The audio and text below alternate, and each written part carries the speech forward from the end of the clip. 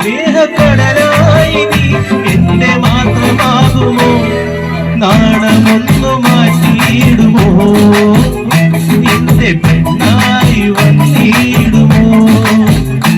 എന്റെ സ്നേഹത്തിൻ പൂങ്കാവിനാ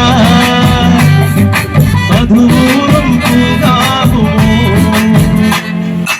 എത്ര നാൾ കാത്തിരുന്നു ഒന്ന് കാണുവാൻ, എത്ര നാൾ കാത്തിരുന്നു ഒന്ന് കണ്ടുവാൻ, എത്ര നാൾ കാത്തിരുന്നു ഒന്ന് കാണുവാൻ, എത്ര നാൾ